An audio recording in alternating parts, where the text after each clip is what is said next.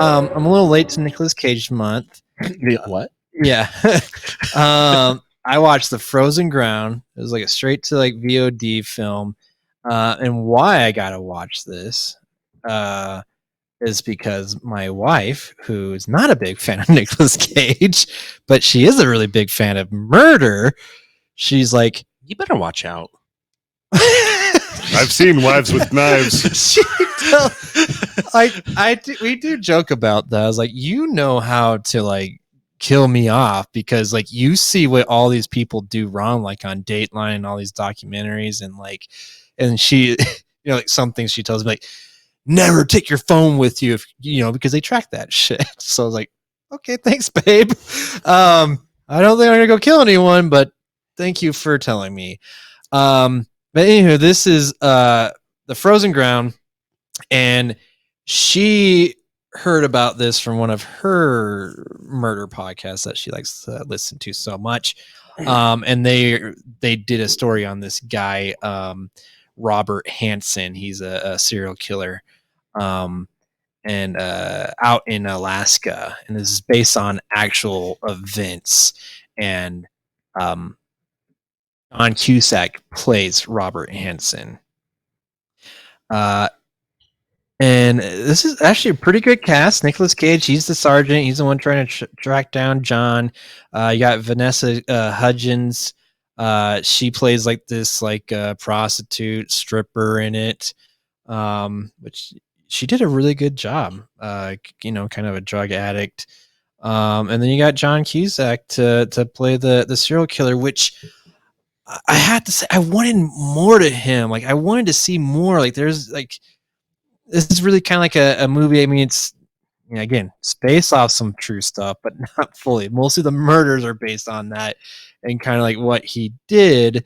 But then this turns into like fully fiction where it turns into this like cat and mouse game type thing. But I thought John Cusack, I thought he did a really good job, especially at the end, just playing that kind of like just crazy person where you're just like, wanting him to just to go off the deep end, which he does. And it's kind of funny. The trivia of this is that Nicolas Cage was supposed to be that guy, but he's like, nah, yeah. He's like, but that's too easy for me. I want to be the sergeant. I think I need to, elaborate more, on my acting chops. Has Nick Cage actually ever been a cop? Yeah. Yeah. The lieutenant, bad lieutenant. I was thinking about John Cusack. And I was like, of course John Cusack's been a cop. And also kind of a cop in Face Off. Ooh. He's still the murderer. Like only half of it. The good guy. Just say, but yes, he's kind of older guy. It's like set like in the 80s. But it was pretty brutal. Very entertaining. I think like it's hard to say, because I don't want to go into too much, but this is, it's a thriller, where they just go in and it's trying to watch how they're going to catch this guy, and you're riveted. I mean, like you're like you're not sure how it's going to go, even though this guy is caught because it's real life. But you didn't know how I was going to do. But it was written and directed by Scott Walker. And I want to praise him a little bit because I thought he did such a good job for straight to VOD, he really added in, there's a lot of handheld camera work throughout it where a lot of kind of little shakiness, but not too much, it's not like found footage, but it really, for me, added that tone. It created that suspense, that tension that you needed because you're just it gave you that shakiness, literally. And so I really liked those aspects and in some of these wide shots they did in Alaska that were really cool, and how they would. Was it really Alaska? I don't know. Probably Canada. Yeah, it's probably It's about halfway there. So probably like Utah. I don't know. I get your point with the shaky camera. You know where it doesn't apply is professional wrestling when they do the shaky camera. Kind of. Oh, when they grab it and shake it. No, like the cameraman. Like whenever they do the fake punches, I mean, the real fake punches, the cameraman would start zooming in and out all aggressive like. Oh yeah, it kind of takes you away from it. I see. But I would like to see Nicolas Cage shake the camera like crazy. Yeah. So they did actually film in Alaska, though. Oh, nice. Confirm that. That must have cost a lot of money. Not really. That's like it's just up north. All the way up there. Do you guys realize how far Alaska is? Sometimes. How far was it? That's okay. You know how I said I didn't lose sleep over Peter not watching that movie. I've lost sleep over like what if one day I had to travel to Alaska? That would take forever.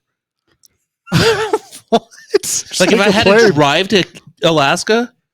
Why would you do that? I don't know. What if I had to transport a truck over there and it's icy and Liam Neeson's on the way and it's just like it's scary. It's been an actual fear of mine my entire life. A new movie, the Transporter Ice Truck Road Edition. Okay. It's a working title. Now I have a question about this. 50 cents in it too? Because your wife is such a big murder fan. What did she think of this? Because she actually knows a lot more of the story. So did she like it? Or was she just like, oh my God, I don't like Nicolas Cage? She sat through all of it and didn't fall asleep. Nice. But then she would tell me like, that's not right. Okay. So she would tell me things that are, that happened in the true case. And, honestly, the movie is good. Obviously you guys suspend your belief and, it made me want to I need to go find out more. But they also they paid tribute to the actual murder victims. Like this guy killed a lot. I think he only got charged for 13 murders, but that's quite a bit. But they believe there was probably more, maybe in the 20s. And how he was getting away with this is just crazy because it starts off with this, and they're pretty much pointing the finger at John Cusack. But because of no, he's a good citizen, leave him alone.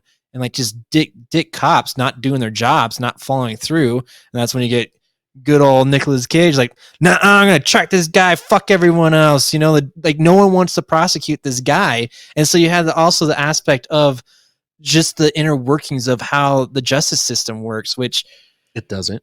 Oh, dude, watching Dateline sometimes, it does. It makes you kind of sad about the justice system because it's true. It doesn't always work, but I guess, when you got people involved, we all make mistakes, right? It's like we need a league of meta beings to control people. And stop saying that. Facebook stop users? Giving them. No, stop it. Meta though. Meta humans. Yeah, Facebook users. You're giving them ideas. Mark Zuckerberg. Zach Snyderberg? Yeah, maybe. But there's a lot of things that I think they point out in this film that I have a are a question. little infuriating. But you want to hear about 50 Cent? After my question. Oh, okay. Why is Vanessa Hudgens always a stripper in her movies? She's not. Sometimes she was on Disney Channel, right? Yeah. So I don't understand why these Disney. I'm not mad at it, but why do these girls have to be I'm not a Disney star anymore, so I'm going to be this stripper? No, she does a lot of stuff actually. Besides, yeah, she's on a lot of Hallmark movies. Sometimes she's the lowly florist with a struggling shop, and later she's a stripper. Yeah, That's but the natural evolution of things, right? Oh, yeah. I do think there's something to what you're saying. Is I just think she wants to break free of what she was just constantly doing with Disney. I think there is something to that, but she has been in a lot of different things. I think it's more. It's just you gotta expand your acting chops, and I think she's doing actually a good job. Oh, and she did an amazing job. I didn't think there's gonna be as much of her in this movie as there was. I thought there's gonna be more than just Nicolas Cage chasing John Cusack, but she plays a very big part, and Nice. She did a great job. I thought everyone did a really good job in this film. The only thing I wanted a little bit more John Cusack being crazy. That's what I wanted to see more of, or the creepy stuff. I wanted to see more creepy stuff with him. So, but that really wasn't the real story is about is he or is he not going to get caught? That's kind of what it went down to, and almost got away with it. I'll say that. If it weren't for those darn kids. That's right. The funniest thing though is, yes, 50 Cent is in this film, and he has this hairpiece where, like, because again, it's in the 80s, and he plays a pimp.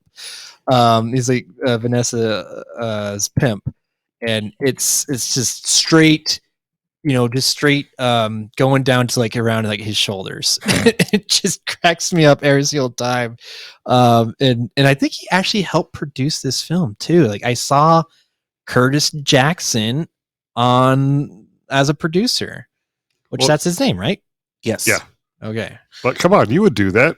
If you would produce a movie and had Nicolas Cage in it, you'd wear a hairpiece. Doesn't Nick Cage wear a hairpiece? Never. Blasphemy, sir.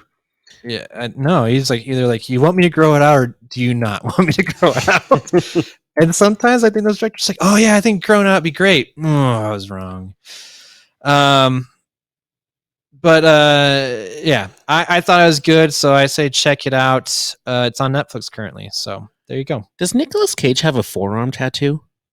I don't know. I have no idea. Me neither, but I am looking, and it looks like he does. Well, Peter, I've had questions, and I have more questions. You got more? Why are there so many serial killer podcasts? People love it. Yeah, true crime's fascinating. And are you sure you sleep well at night? Because I feel like your wife knows a lot about killing you. Blink if you're not safe. I'm very safe, and I sleep like a baby, and I don't think she's going to kill me. He paused when he said think. No, I don't. We love you, Peter.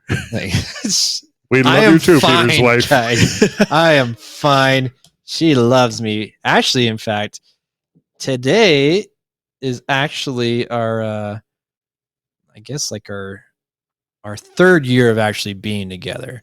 2 years from when I proposed to her. So, on this day. Ooh, on the 16th, so you missed Valentine's Day by a couple days. Yeah, that's true. Well, yeah, that is solid. Edit? Thank you.